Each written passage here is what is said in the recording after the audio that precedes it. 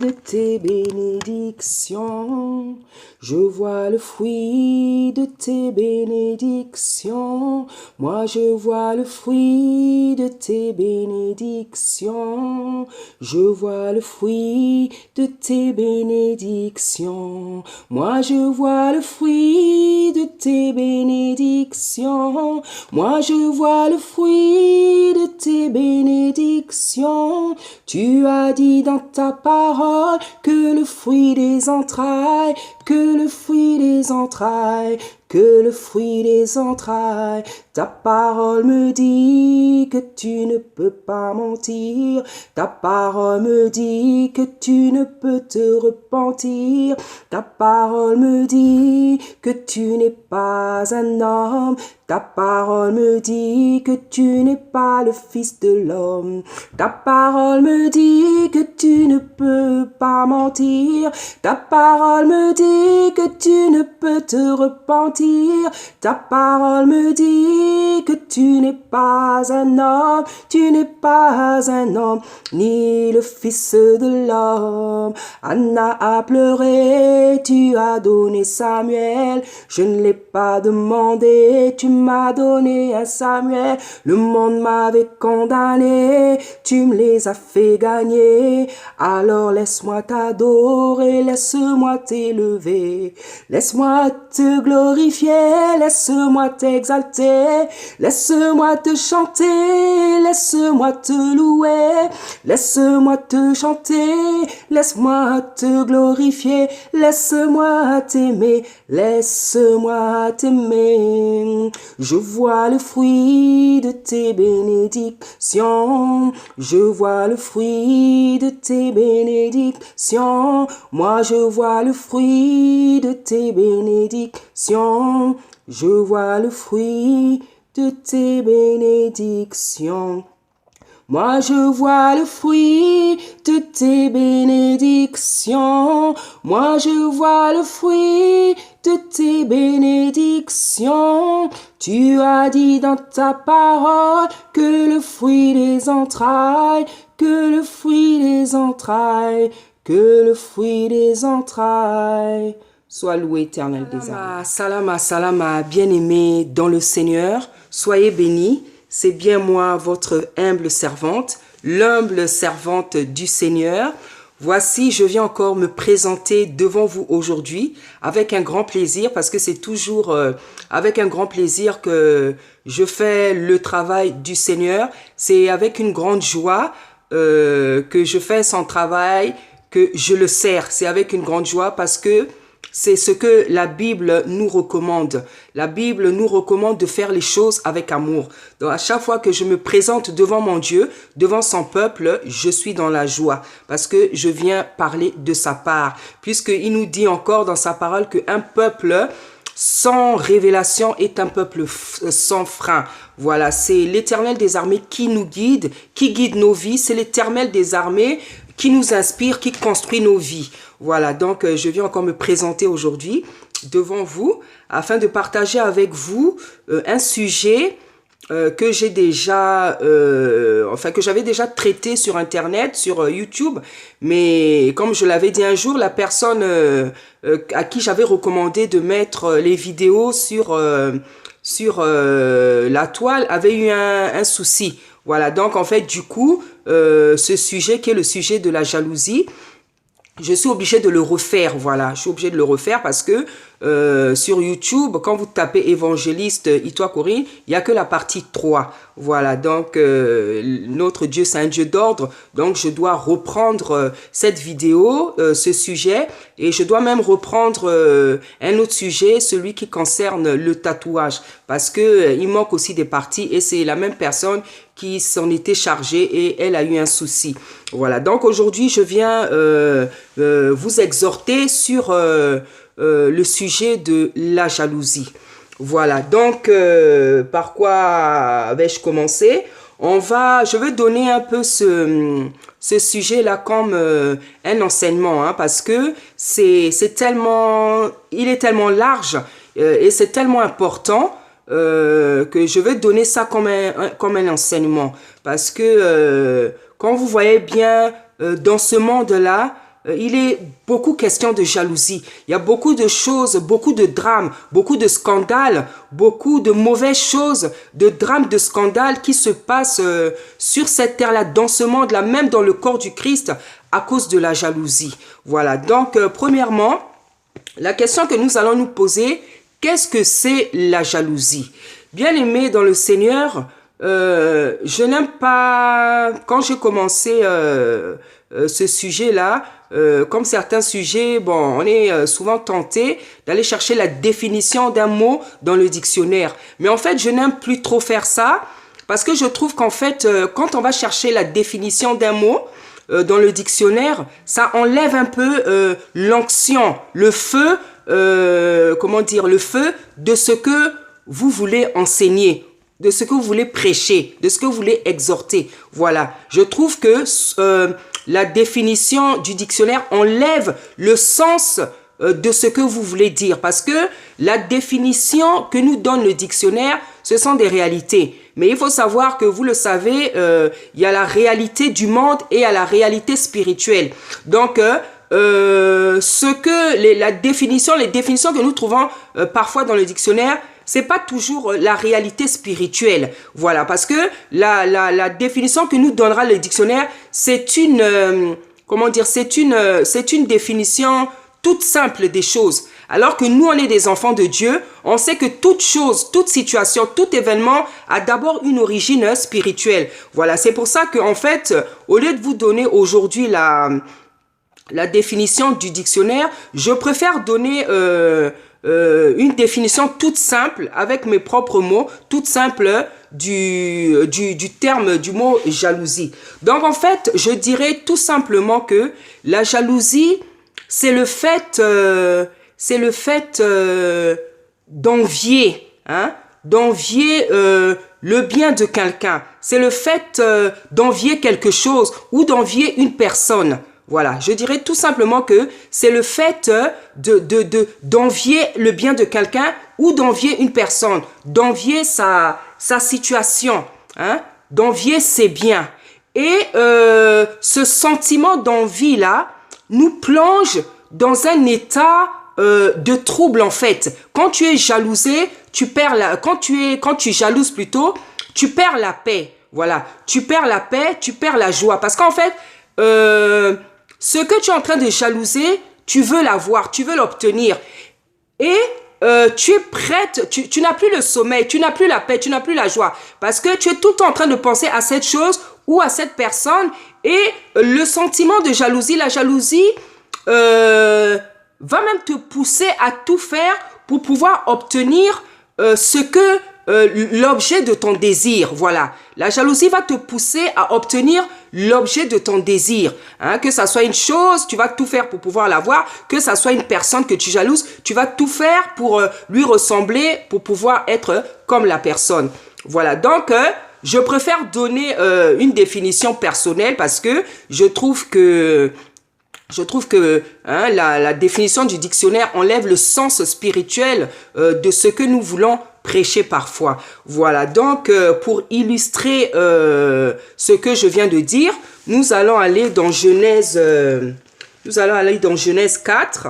Et je veux mettre mes lunettes parce que comme je vous avais dit, je commence à avoir des problèmes de vue. Donc, je me suis acheté des lunettes juste de lecture parce qu'en fait, c'est juste au niveau de la lecture que j'ai des difficultés à bien voir. Sinon, je vois normalement. Donc, je vais mettre mes lunettes.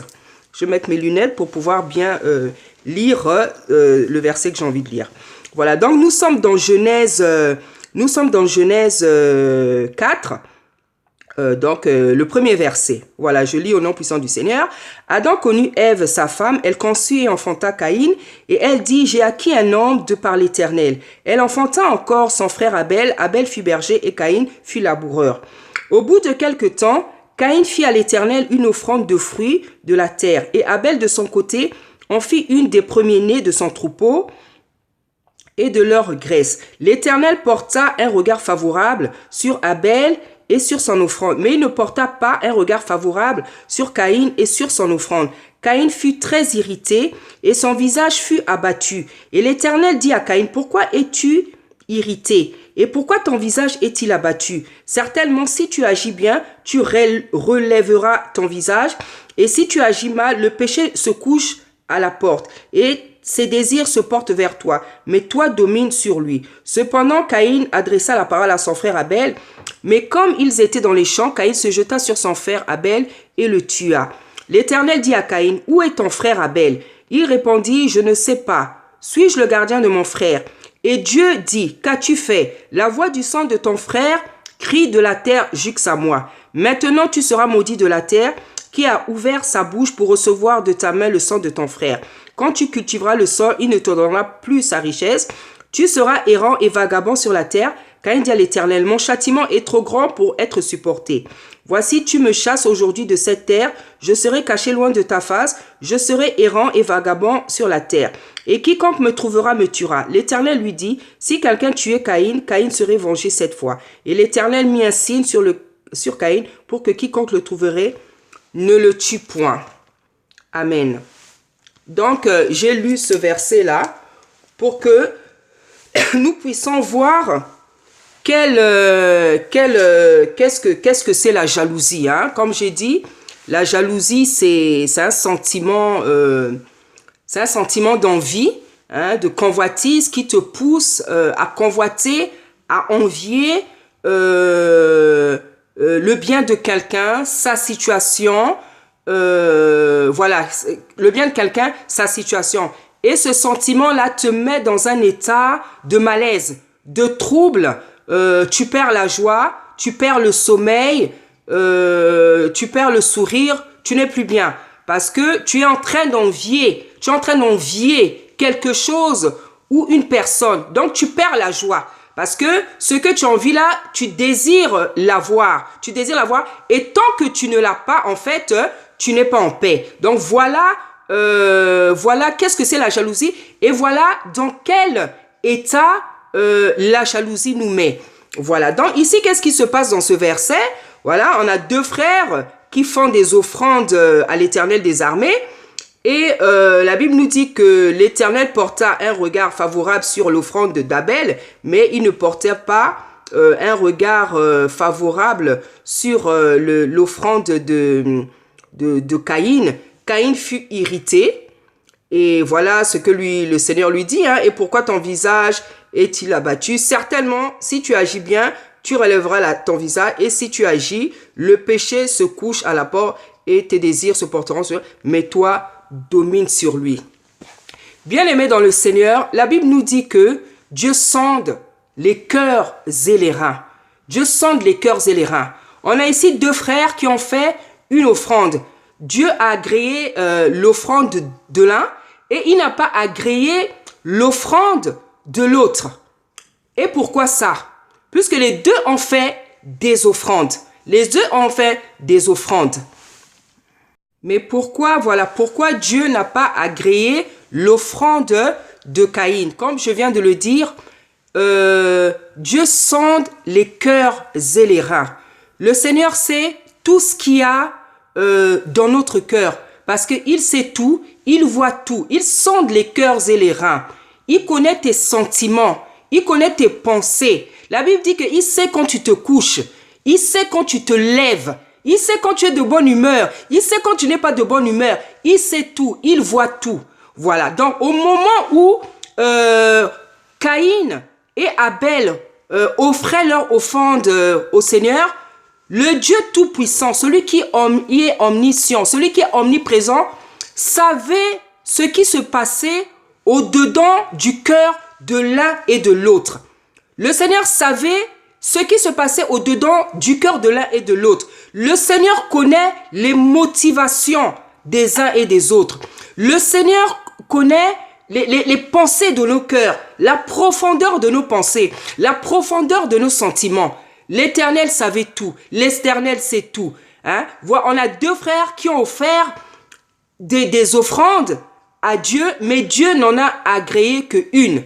Et la Bible nous dit que lorsque Caïn vit cela, il fut irrité. Il fut irrité. Bien-aimé dans le Seigneur, dites-moi, pourquoi Caïn fut irrité? Pourquoi l'irritation c'est directement, c'est automatiquement manifesté dans son cœur.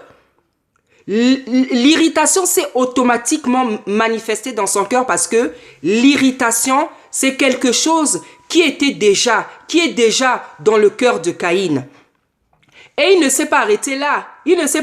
La Bible dit que dans les champs, il se jeta sur son frère Abel pour le tuer. Donc, non seulement il avait l'irritation en lui, il avait la jalousie, il avait même un esprit de meurtre. Donc, c'est déjà beaucoup de choses. C'est déjà beaucoup de péchés. C'est déjà beaucoup de défauts. Hein? Et c'est pour ça que Dieu n'a pas voulu agréer l'offrande de Caïn. Parce que Dieu connaissait la nature de Caïn. Dieu connaissait le caractère de Caïn. Dieu connaissait les penchants de Caïn. Hein? La Bible nous dit dans Ésaïe que il dit, je reconnais de loin les orgueilleux. Dieu dit, je reconnais de loin les orgueilleux et je les brise promptement. Vous savez, bien aimé dans le Seigneur nous connaît très bien.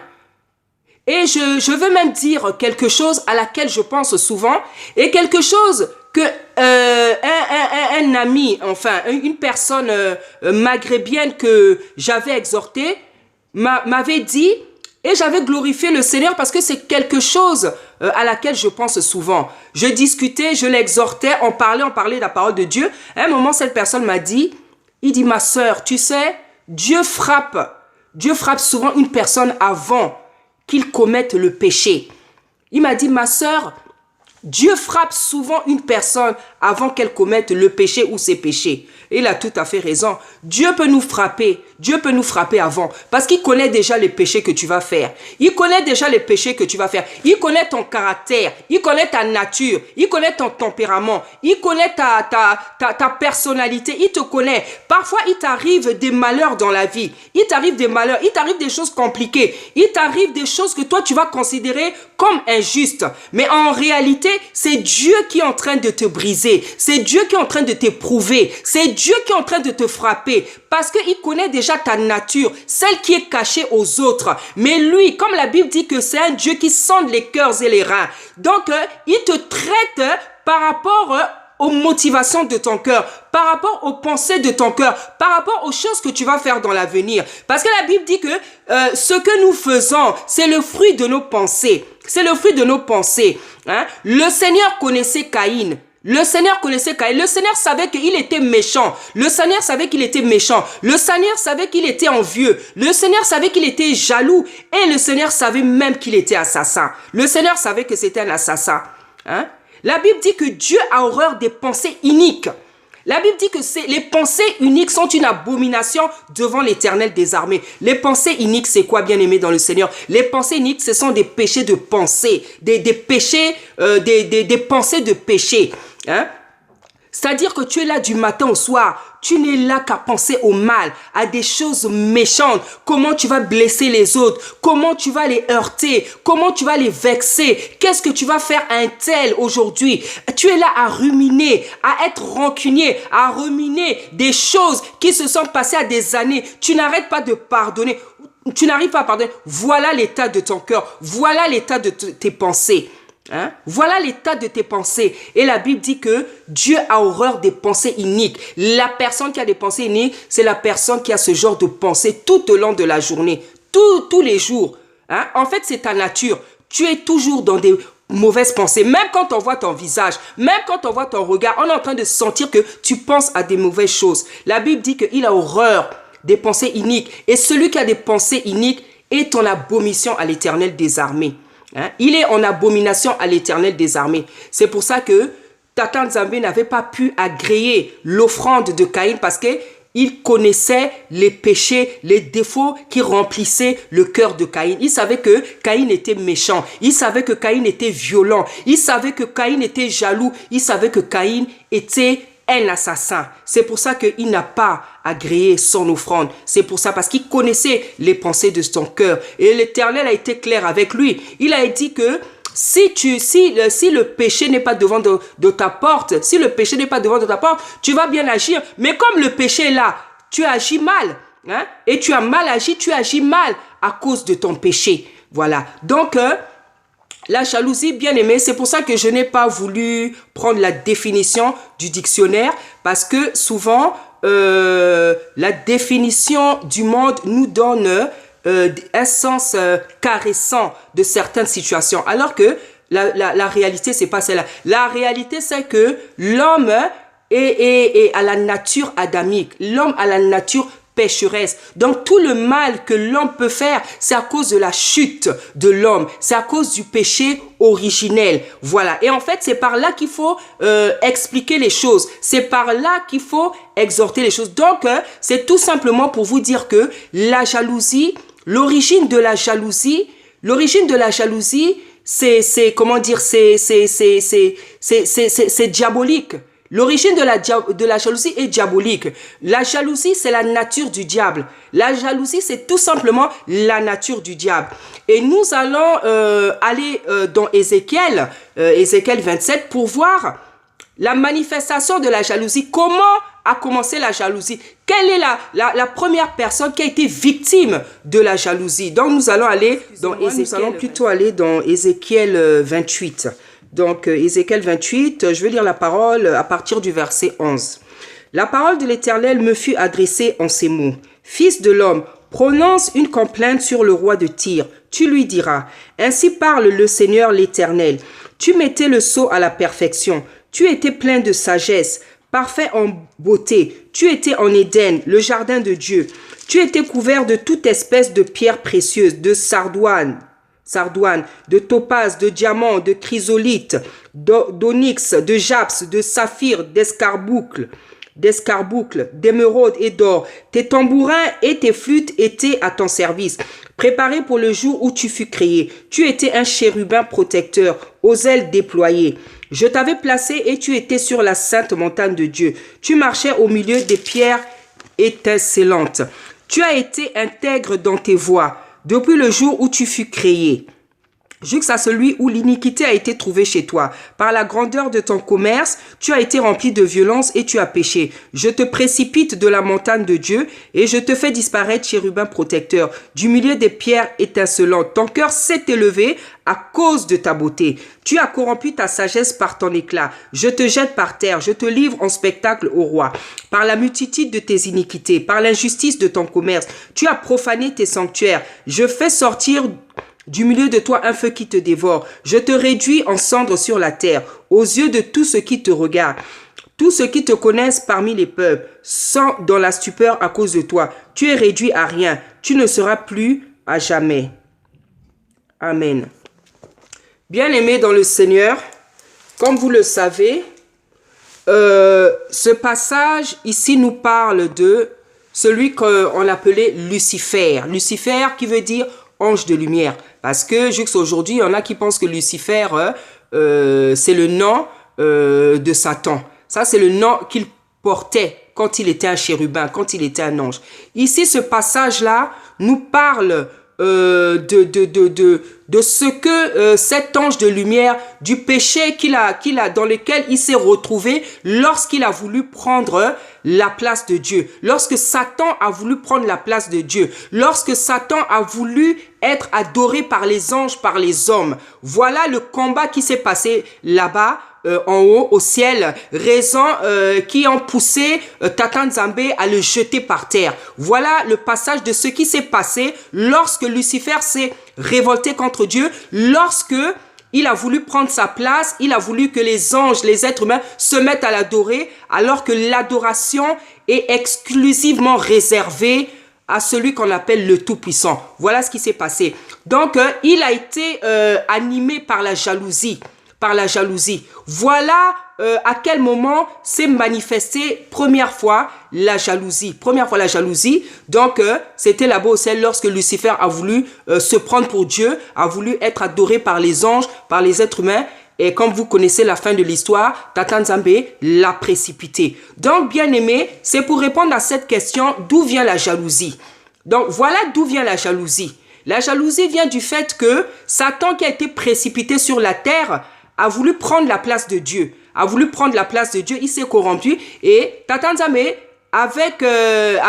ses acolytes, les démons, ont été précipités sur la terre. Et lorsque Dieu les a précipités, ils sont allés tomber dans les mers, dans les océans, dans les champs, dans les forêts, un peu partout. Et après, eh ben, comme l'homme aussi, il a péché, eh ben, les démons ont commencé à s'emparer des hommes, à rentrer dans les hommes, et toute cette nature de jalousie, d'envie, de violence est rentrée aussi dans les êtres humains. C'est pour ça qu'aujourd'hui, vous avez des gens qui sont jaloux, qui sont méchants, parce que ce sont des démons de jalousie, de méchanceté, de brutalité, d'agressivité qui sont rentrés en eux, comme d'autres démons qui ont l'habitude de rentrer dans le corps des hommes, dans la vie des hommes. C'est pour ça que la délivrance existe, parce que quand on est possédé, eh ben le Dieu d'amour, de miséricorde a tout préparé. Eh ben la délivrance existe pour délivrer les gens. Donc voici d'où vient la jalousie. Vous pouvez relire ce passage pour ceux qui ne connaissent pas. Voici d'où vient la première manifestation de la jalousie. C'était Lucifer lui-même qui avait voulu prendre la place de Dieu. Voilà. Troisième question qu'on pourra se poser. Comment se manifeste la jalousie? Bien aimé, vous savez, un jour en rêve, en fait, lorsque le Dieu Tout-Puissant est venu me parler, me donner ce sujet, en fait, c'est une question. Il m'a donné ce sujet-là en me posant une question dans le rêve. Le Seigneur m'a dit, il m'a dit, pourquoi la personne qui jalouse veut toujours être à côté de la personne qu'elle jalouse? Le Seigneur m'a dit, pourquoi la personne qui jalouse veut toujours être à côté de la personne qu'elle jalouse? Et quand je me suis réveillé, bon, j'ai pris du temps à réfléchir, parce que vous savez, hein, quand on sort d'une vision, d'un rêve, on est un peu bousculé, parce que c'est la puissance, hein, c'est quand même la puissance de Tata Nzambe qui vient se manifester dans nos vies. Donc, il y a un temps où on doit se reprendre pour méditer, comprendre la vision, le rêve. Donc, au bout d'un certain moment, j'ai compris ce que le Seigneur voulait me dire. En fait, j'ai compris que le Seigneur, en fait, a voulu me faire comprendre que la personne qui a l'habitude de te jalouser, les personnes qui sont jalouses veulent toujours être à côté des gens qu'ils jalousent. Pourquoi? Parce qu'en fait, bien aimé dans le Seigneur, comme on a dit au début, la jalousie, c'est quoi? C'est une personne qui est animée par le sentiment d'envie. Parce qu'elle envie ta situation, elle envie tes biens, voilà. Donc, en fait, comme elle envie, ça veut dire que ce qu'elle envie, l'objet de son désir, elle souhaite obtenir ce qu'elle envie. Donc, en fait, qu'est-ce qu'elle va faire? Hein? Parce que je vous dis, hein, la jalousie, c'est quelque chose de terrible. J'ai même l'habitude de dire que c'est le plus vilain défaut. C'est le plus vilain défaut parce que c'est le premier défaut qui a corrompu, qui a animé le cœur de Lucifer. C'est le plus mauvais défaut.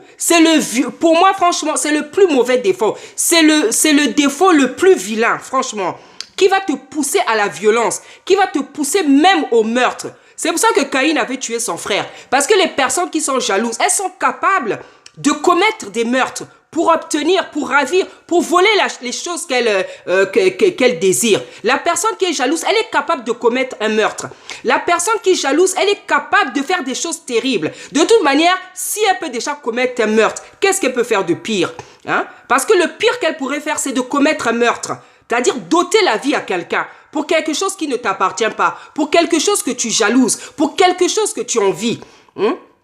Or, la vie, c'est Dieu qui nous la donne. Et seul lui a le droit de reprendre la vie à quelqu'un. Parce que c'est lui qui nous donne la vie. Hein? Mais les personnes qui sont animées de la jalousie sont capables de commettre des meurtres. Un meurtre.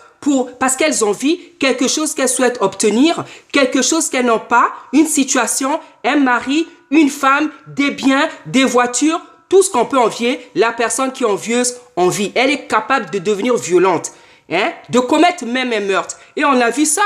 On a vu ça vraiment dans la Bible. Hein. Regardez par exemple, je veux prendre le cas de David et du roi Achab. Hein. David, bon, c'était, bon, je ne sais pas si c'était de la jalousie, mais en tout cas, il y avait déjà la convoitise, l'envie qui était rentrée dans son cœur. Il a convoité la femme de son soldat. Hein. Il a convoité, il a couché avec elle. Il a agi de manière vraiment criminelle, avec préméditation. Il a tué son soldat pour obtenir sa femme. Voyez comment la jalousie peut te rendre fou. La jalousie te rend fou. Hein? David, c'était quand même un roi. David, c'était un roi. Qu'est-ce qu'un roi peut manquer? Est-ce que le roi avait besoin de tuer son soldat pour prendre sa femme? Dieu lui avait même dit, je t'ai donné des femmes et je pouvais encore le faire davantage. Est-ce qu'il avait besoin de tuer? Hein? Voici à quel niveau la jalousie peut t'emmener. Tu peux être poussé à tuer quelqu'un pour quelque chose qui ne t'appartient pas, pour quelque chose que tu envies, pour un bien qui ne t'appartient pas. Tu peux tuer pour un homme qui n'est pas le tien. Tu peux tuer pour une femme qui n'est pas le tien. Tu peux même voler un enfant parce que tu n'en as pas encore aujourd'hui. Il faut dire la vérité. La jalousie vous pousse à faire des choses terribles. Hein? Ça te met dans un état de folie. C'est-à-dire tu perds la raison, tu perds le bon sens. C'est un très mauvais défaut. Que les gens qui ont ça, ils doivent tout faire pour chercher la délivrance. Parce que la Bible dit que rien n'est impossible à notre Dieu et tout est possible à celui qui croit. Toi qui as la jalousie aujourd'hui, fais tout, bien-aimé dans le Seigneur. Fais tout, ma sœur. Fais tout, mon frère, pour t'en débarrasser. C'est le plus méchant défaut. C'est le plus vilain défaut qui peut te pousser au meurtre. Hein? Regarde ce que David a fait. David, c'était un roi. Un roi à qui Dieu avait donné la gloire. Il avait des maisons, il avait des belles femmes. Parce qu'à l'époque, Dieu permettait la polygamie. Donc, il avait des belles femmes. Et la Bible nous dit à chaque fois que ces femmes étaient belles. Donc, il n'avait pas besoin de tuer un être humain. Son soldat qui lui faisait du bien, qui le protégeait. Regarde comment il allait le tuer pour prendre sa femme. Il y a aussi le cas d'Achab qui avait envié le jardin, le champ, la petite jardinerie d'un pauvre serviteur. Hein? Il a dit, est-ce que tu peux me donner ton champ, ton jardin? Il a refusé. Il a dit, non, ça c'est ce que mes ancêtres m'ont laissé de plus cher. Allez, il est rentré à la maison, il a commencé à bouder, il allait dormir sans manger. Sa femme Jézabel lui a dit, mais qu'est-ce qui se passe? Pourquoi aujourd'hui tu as cette mine-là? Pourquoi tu dors sans manger? Il a raconté. Jézabel a dit, calme-toi, tu vas voir moi ce que je veux faire. Vous connaissez l'histoire, vous voyez ce que Jézabel a fait. Hein? Vous voyez ce que Jézabel a fait. Elle a fait tuer ce pauvre serviteur pour prendre le champ, cette jardinerie-là, pour donner son potager, pour donner à son mari. Un mari lâche, un mari faible, un mari jaloux, un mari lâche, qui ne pouvait même pas faire les choses. C'est même sa femme qui a fait les choses à sa place. Hein? Parce qu'il était tellement lâche, il était tellement faible. Achab était quelqu'un de tellement faible. C'est sa femme qui le commandait, c'est sa femme qui faisait tout à sa place. Les mauvaises, c'est elle qui faisait. Au point d'aller tuer quelqu'un, parce que cette personne-là a refusé son potager à son mari. Allez, elle a décidé de tuer. Il n'était même pas capable de faire tout seul. Au contraire, monsieur allait se coucher, il a refusé de manger, il allait se coucher comme un bon lâche. Voilà les attitudes que donne la jalousie. Comme je disais dans la première vidéo que j'avais fait, la jalousie, c'est quelque chose bien aimé dans le Seigneur. Je veux te dire, la jalousie, c'est quelque chose qui te dévalorise. La jalousie, c'est quelque chose qui te dévalorise. C'est quelque chose qui t'enlève ta valeur, je te dis la vérité. La jalousie, c'est quelque chose qui t'enlève la valeur. Elle va t'enlever la valeur. Elle va t'enlever la dignité. Elle va te déshabiller de ta valeur, de ta dignité. Tu vas faire des choses que ton éducation, que ton rang social, que ta position spirituelle ne peut même pas permettre que tu fasses. Elle te déshabille. Elle t'enlève ta valeur. Elle t'enlève ta dignité, ta fierté, ton amour de toi-même. Voilà ce que fait la jalousie. Hein? Donc, c'est un très mauvais défaut. C'est un très mauvais défaut, bien-aimé. Toi qui es animé par la jalousie, je ne dis pas ça pour te condamner. J'en parle parce que l'Éternel des armées m'a demandé d'en parler. Parce qu'il sait que ce défaut, ce péché, fait beaucoup de dégâts sur la terre. Nombreuses des situations, bien-aimé, la majorité des situations, beaucoup de choses sur cette terre-là qui ne vont pas, c'est à cause de la jalousie. Je vous dis la vérité, il y a la jalousie dans les familles. Il y a la jalousie entre les frères et sœurs. Il y a les jalousies entre les frères. Comment des gens qui sont nés d'une même père, d'une même mère, d'une même mère, d'un même père sont jaloux, peuvent se jalouser. Vous avez des grandes sœurs qui sont jaloux de leurs petites sœurs. Hein? Vous avez des frères et sœurs qui sont jaloux les uns les autres. Vous avez des grandes sœurs qui sont jaloux de leurs petits frères. Vous avez des grands frères qui sont jaloux de leurs petits frères. Mais comment toi qui es grande sœur, tu peux jalouser ta petite sœur? Ça, c'est un truc qui me dépasse. C'est un truc qui me dépasse. Hein? Comment toi qui es la grande sœur, tu jalouses ta petite sœur? Mais ta petite sœur est comme un enfant, hein? Moi, ma petite sœur, ça fait longtemps, on se voit pas souvent, hein. On se voit pas souvent, ça fait un moment. Mais moi, ma petite sœur, je l'ai toujours considérée comme une personne que je veux protéger. Peut-être aujourd'hui, si elle va m'entendre, ça va peut-être la surprendre. Mais les sentiments qui ont toujours été, moi, je considère tout cadet comme quelqu'un, comme un enfant, en fait, comme quelqu'un à protéger. Hein? Et en fait, ça me dépasse quand un grand frère est jaloux de son petit frère, quand une grande sœur est jaloux de sa petite sœur. C'est des choses qui me dépassent. Je me dis, comment des choses comme ça peuvent arriver? Hein? Tu jalouses ton amie parce qu'elle a un mari, parce que toi, tu n'es pas encore marié. Il y a des femmes qui jalousent même leur mari. Hein? Il y a des femmes qui jalousent même leur mari. Parce que Dieu a donné l'onction à ton mari, parce que ton mari a le succès, parce que c'est un grand pasteur. Il y a des femmes et il y a même des pasteurs. Il y a même des hommes de Dieu qui jalousent leurs femmes. Hein? C'est des choses qui arrivent et c'est des choses terribles. C'est des choses terribles. Vous avez même des parents qui jalousent les enfants. Hein? Vous avez même des parents qui jalousent. Est-ce que des choses comme ça peuvent exister? Tu es là, tu jalouses les gens dans la vie. Au lieu de demander à Dieu, Seigneur, je veux à ça, tu as choisi la voie la plus simple, la plus rapide, c'est la jalousie. Et tu es prêt à tuer les autres pour obtenir ce que tu désires. Pourquoi tu ne vas pas demander à Dieu ce que toi tu désires? Toi, tu sais ce que la personne a vécu dans sa vie? Tu sais le travail qu'elle a fourni pour que Dieu lui donne tout ce qu'elle a eu dans la vie? Tu sais les efforts qu'elle a fournis dans la vie? Tu connais son histoire? Tu connais ses douleurs? Hein? Tu connais sa souffrance, tu connais son histoire pour savoir qu'est-ce qu'elle a fait pour mériter, pour avoir tout ça. Tu es là, tu ne connais rien de tout ça. Tu es en train de jalouser. Va demander à Dieu de te donner ce que tu désires. La Bible dit que si vous me demandez, je vais vous donner. Celui qui demande, on lui donne. Pourquoi toi, au lieu de jalouser, tu ne vas pas demander à Dieu ce dont tu as besoin? Pourquoi tu ne demandes pas? Et surtout, tu dois chercher la délivrance. Tu dois chercher la délivrance. Parce que par rapport à ce que je viens d'expliquer, tu vas comprendre que la jalousie, c'est la nature du diable. C'est la nature du diable. C'est la nature du diable, c'est même la jalousie. Et beaucoup de choses dans le monde, les guerres civiles, hein, les guerres civiles, les guerres qui ont eu lieu, les drames, les scandales, l'origine, c'est la jalousie. L'origine, c'est la jalousie. Hein? L'origine, c'est dans le travail, les gens se jalousent, dans les familles, les gens se jalousent, même dans le corps du Christ, les gens se jalousent. Hein? Les gens jalousent même les dons des uns et des autres. Alors ça, c'est la totale. Hein? Ça, c'est la totale. Il y en a qui jalousent même les dons des autres. Pourtant, il a des dons là où il est là. Hein? Elle a des dons. Mais elle jalouse un don parce que Dieu ne lui a pas donné ce don-là. Mais tu ne peux pas tout avoir.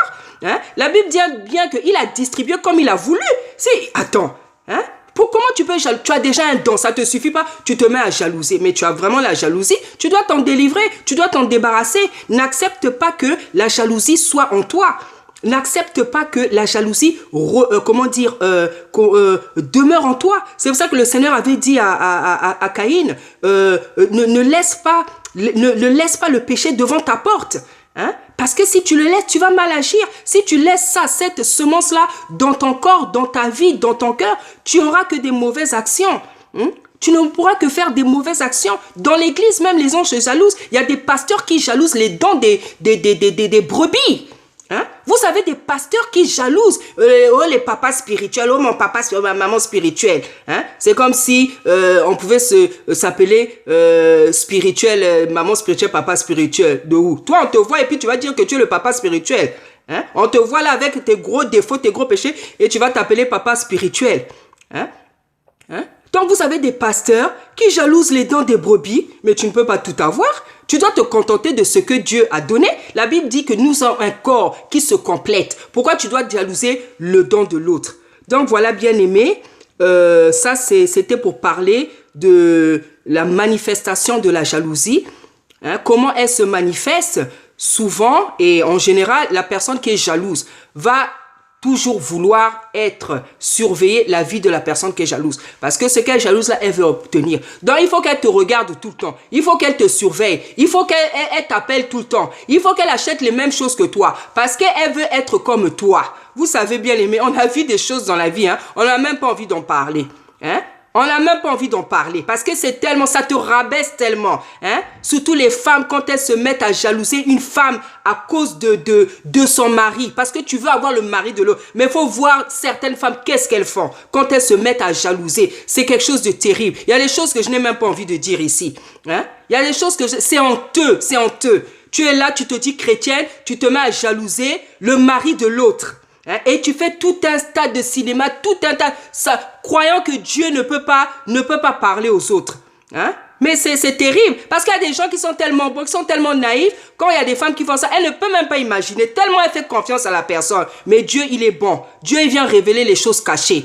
Dieu vient révéler les choses cachées. Parce que toi, tu as fait ça à ta copine, à ta meilleure amie. Mais tellement elle a un cœur bon, elle n'a pas soupçonné ça. Mais le Dieu là qui est juste, qui sonde les cœurs et les reins, qui sait que ta copine là, elle est honnête et toi, tu n'es pas clair. C'est ça que Dieu est venu te dévoiler. Dieu, il est bon. Donc, quand on a des péchés, on a des défauts, ne pense pas que ton péché là, Dieu ne va jamais le montrer. Hein? Donc, la personne qui est jalouse, c'est une personne qui va te surveiller. Je prends vraiment souvent l'exemple de la femme, les femmes qui jalousent le mari de l'autre qui veut là, parce que c'est souvent ça qu'on voit. Hein? Donc, cette femme, si c'est une femme qui jalouse ton mari, qui a envie de ton mari, elle va faire toi-même, tu sais tout ce qu'elle va faire. Elle cherchera à être à côté de toi. Elle va t'appeler. Elle va venir chez vous. Elle va commencer à s'habiller comme toi. Elle va commencer à faire tout ça seulement parce qu'elle veut se mettre. Donc, c'est des choses terribles. C'est vraiment des choses terribles. Donc, la jalousie se manifeste comme ça. Hein? Une personne qui veut toujours être trop à côté de toi là, qui s'intéresse trop à ton mari, hein? Qui achète automatiquement. Dès que tu as l'habit, elle aussi elle va acheter. Dès que tu fais ça, elle aussi elle va faire la coupe là. Dès que tu as ça, elle aussi. Méfie-toi de ce genre de personnes. Voilà les signes de la manifestation de la jalousie. Comment elle se manifeste? C'est comme ça. Méfie-toi de cette personne-là. Donc, pour chuter bientôt, on va se poser la question, on va se dire comment s'en débarrasser. En fait, pour se débarrasser de la jalousie, ayant compris que c'est un esprit, c'est la délivrance en fait. Hein, c'est la délivrance qu'il faut. Il faut commencer d'abord par confesser ce péché. Il faut commencer par reconnaître que tu souffres de ce péché-là, le confesser parce que le Seigneur dit que celui qui confesse ses péchés et les abandonne, lui, il est juste et bon pour les lui pardonner. Donc, il faut que celui qui a la jalousie commence par confesser, commence par accepter ta situation de jalousie. Parce que si tu n'acceptes pas, si tu n'as pas cette humilité-là, le Seigneur ne pourra pas te délivrer. Le Seigneur ne pourra pas t'aider. Commence déjà par accepter cette situation. Tu dis, oui Seigneur, moi je suis jalouse. J'ai cet esprit. Je suis né comme ça. Je n'ai pas voulu l'avoir. Mais la Bible me dit que rien ne t'est impossible et que tout est possible à celui qui croit. Tu te confies à l'Éternel. Tu lui parles de ce défaut qui te ronge, qui te fatigue, qui déforme ton visage, qui t'enlève le sommeil, qui t'enlève la paix. Confie-toi à l'Éternel des armées. Il va t'aider. Il est là pour ça. Il est mort pour nous. Il a versé son sang pour délivrer l'homme de la méchanceté, de la jalousie, de l'agressivité, de la violence, de tout ce qui peut s'appeler défaut. Il est mort pour ça. Romain nous dit que il prend plaisir à la miséricorde. Il faut savoir que Dieu, non seulement c'est un Dieu de pardon, mais c'est un Dieu qui prend plaisir à la miséricorde. C'est un Dieu qui prend plaisir à pardonner. Hein? C'est-à-dire que quand il est toujours en train de chercher des gens qui élèvent leurs mains pour demander pardon. Parce que non seulement c'est un Dieu de pardon, mais il prend plaisir à pardonner. Ça lui fait plaisir de nous pardonner. Ça lui fait plaisir de pardonner nos péchés. Donc n'hésite pas à demander pardon. N'hésite pas à chercher la délivrance. Hein? Aujourd'hui, il va te pardonner. La Bible dit dans Romains qu'il prend plaisir à la miséricorde. Hein? Donc quand tu vas lui demander pardon, sache qu'il prend plaisir quand tu t'humilies, quand tu te prosternes, quand tu lui demandes de l'aide, de te pardonner, il y prend plaisir. Voilà, donc comment s'en débarrasser? On va aller dans Ésaïe. Voilà, comme j'ai dit, comment s'en débarrasser? Il faut commencer par la confession. Hein, tu parles de cet état de choses, tu t'en confies à l'Éternel, tu reconnais cet état de choses, tu te confies à l'Éternel, tu commences à confesser, il va te pardonner.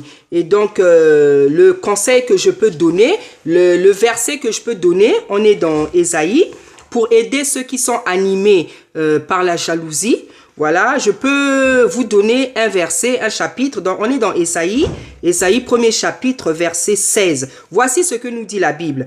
Lavez-vous, purifiez-vous, ôtez de devant mes yeux la méchanceté de vos actions. Cessez de faire le mal, apprenez à faire le bien, recherchez la justice, protégez l'opprimé, faites droit à l'orphelin, défendez la veuve. Venez et plaidons ensemble, dit l'Éternel. Si vos péchés sont comme le cramoisi, ils deviendront blancs comme la neige. S'ils sont rouges comme la pourpre, ils deviendront comme la laine. Si vous avez de la bonne volonté et si vous êtes docile, vous mangerez les meilleures productions du pays. Mais si vous résistez et si vous êtes rebelle, vous serez dévorés par le glaive, car la bouche de l'Éternel a parlé. Amen.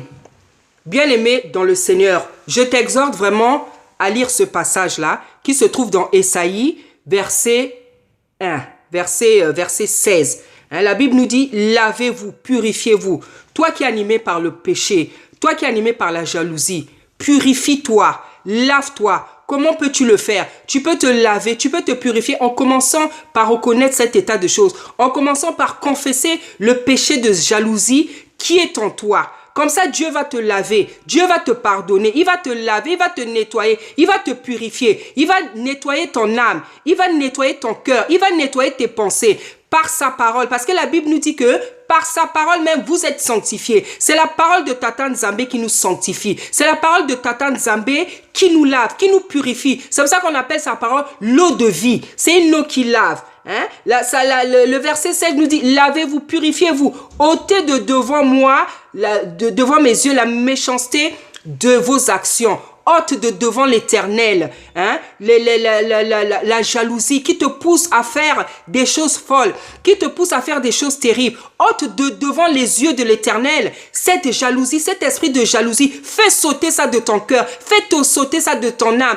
Cette jalousie, ce péché qui te pousse à faire des choses, qui t'enlève ta valeur, qui t'enlève ta dignité. Débarrasse-toi de ce péché. C'est une semence diabolique, c'est la nature du diable. N'accepte pas d'avoir cette nature. Quand tu as la jalousie, ça veut dire que tu as une partie du diable en toi. Tu as une partie tu as la nature du diable. N'accepte pas cette situation. Débarrasse-toi de ce péché en confessant, en demandant à l'Éternel, à l'Esprit de Dieu de t'aider, de te délivrer. Il est là pour ça. Il nous a laissé son Esprit Saint pour ça. La Bible l'appelle le consolateur. Il va te délivrer et en plus, il va te consoler. Parce qu'avec la jalousie, on se moque beaucoup de toi. On s'est moqué beaucoup de toi. Toi, quand tu jalouses, quand tu fais le mal, tu te crois fort. Mais en réalité, tu es en train de te rabaisser. Tu es en train de t'humilier. La jalousie t'a donné, elle t'a enlevé ta dignité. Elle t'a enlevé la valeur que tu peux avoir aux yeux des gens. Hein? La Bible nous dit, cessez de faire le mal, cesse de faire le mal, cesse de faire le mal, cesse d'être envieux, cesse de convoiter, cesse d'être jaloux, parce que la jalousie ne te fait pas de bien. Elle ne te fait pas de bien, ni à toi, ni aux gens qui sont victimes de cette jalousie. Donc Dieu te dit, cesse de faire le mal. Apprends à faire le bien, apprenez à faire le bien, recherchez la justice. Toi qui as l'esprit de jalousie, abandonne ça, débarrasse-toi de cet esprit pour apprendre à faire le bien, pour rechercher la justice. Qu'est-ce que c'est la justice? La justice, c'est la bonté. La justice, c'est l'honnêteté. La justice, c'est la sincérité. La justice, c'est la douceur. La justice, c'est la maîtrise de soi. La justice, c'est les fruits de l'esprit dont nous parle Galate. Hein? C'est ça la justice du Seigneur. Hein? Recherchez la justice. Apprenez, protège l'opprimé, protège ceux qui souffrent.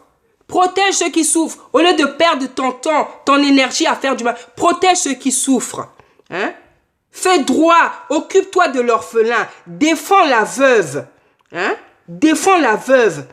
Fais du bien à ceux qui souffrent, aux opprimés, aux affligés, à ceux qui sont abattus. Viens les consoler, parle-leur de la parole de Dieu. Hein? Exhorte-leur avec la parole du Seigneur. Essaie de relever ceux qui sont anéantis, ceux qui souffrent, ceux qui sont abattus par les problèmes de la vie, ceux qui veulent se suicider. Va exhorter ces gens avec la parole de Dieu. Parce que la parole de Dieu, tu la connais. Tu peux exhorter les gens. Tu peux faire le bien en exhortant les gens. Il n'y a pas besoin d'être pasteur. Il n'y a pas besoin d'être évangéliste. Il n'y a pas besoin d'être prophète. Il n'y a pas besoin d'être docteur.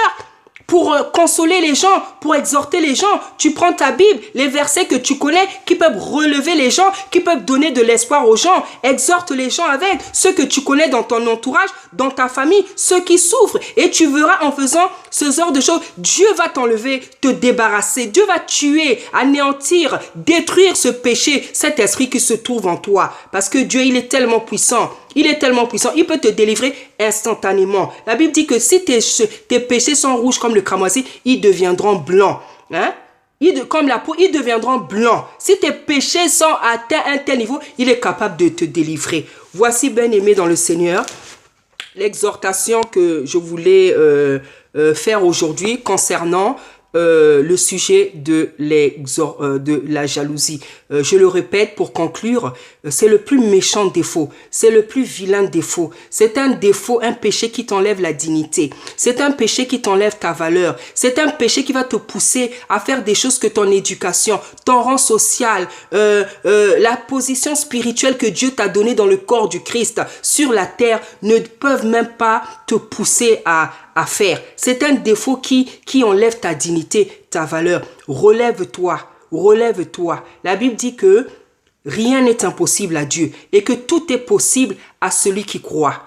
Tout est possible à celui qui croit. Si tu crois que Dieu peut vraiment te délivrer, il le fera. Mais il suffit que tu le veuilles. Il faut que tu le veuilles. Parce que Ésaïe, verset 16, nous parle de volonté.